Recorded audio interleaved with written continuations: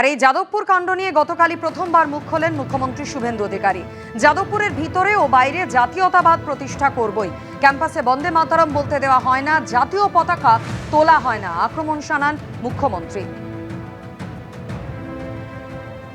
যাদবপুরে জানেন বন্দে মাতরম বলতে দেওয়া হয় না, যাদবপুরে জানেন জাতীয় পতাকা ওঠে না, যাদবপুরে জানেন শিক্ষা দপ্তরকে ঢুকতে দেওয়া হয় না, যাদবপুরে জানেন সিসিটিভি লাগাতে দেওয়া হয় না, যাদবপুরে এক শ্রেণীর টুকরে টুকরে গ্যাং, এক শ্রেণীর জিহাদি যারা রাষ্ট্রবিরোধী, যারা 26শে জানুয়ারি 15ই আগস্ট পালন করে না, এই সরকার ডক্টর শ্যামাপ্রসাদ মুখার্জির স্বপ্ন নিয়ে এসেছে, তার স্বপ্নকে পূরণ করার জন্য এসেছে।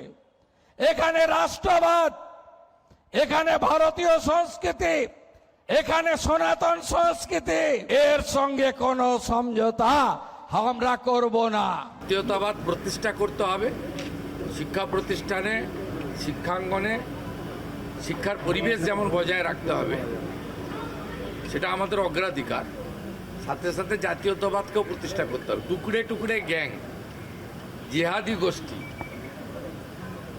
কাশ্মীর মাঙ্গে আজাদি, এসব কথা যারা বলছে তাদের মুখ সেলাই করার দায়িত্বটা আমাদের। যে সরকার বড় বড় কথা বলে, তথাকথিত গুন্ডা দমন আইন আনার কথা বলে, সেই সরকার এই হামলাকারীদের বিরুদ্ধে এখনো ন্যূনতম ব্যবস্থা নেয়নি।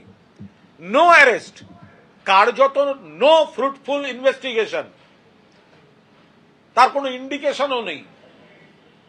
অথচ দেখা যাচ্ছে কারা হামলা করেছেন, কারা বলেছে রাতভর হামলা চলবে, কারা বাইরে থেকে উস্কানি দিয়েছেন, প্রত্যেককে দেখা যাচ্ছে। কিন্তু জাতীয়তাবাদী ভেতরে নেই, এটা আপনাকে কে বলল? আর বাইরে জাতীয়তাবাদ প্রতিষ্ঠা করব, একজন পুলিশ মন্ত্রী, মুখ্যমন্ত্রী বলছেন গুন্ডা বাহিনীর হামলাকে আড়াল করতে। কে রাইট দিয়েছে বিজেপির গুন্ডাদের? কে রাইট দিয়েছে পাশের কেন্দ্রের বিধায়ককে? বাইরে কোনো ঘটনা ঘটলে মুখ্যমন্ত্রী, আপনি পুলিশ মন্ত্রী, আপনি পুলিশ পাঠাবেন। গুন্ডা পাঠিয়ে জাতীয়তাবাদ প্রতিষ্ঠা, আপনাদের কাছ থেকে জাতীয়তাবাদ শিখবো?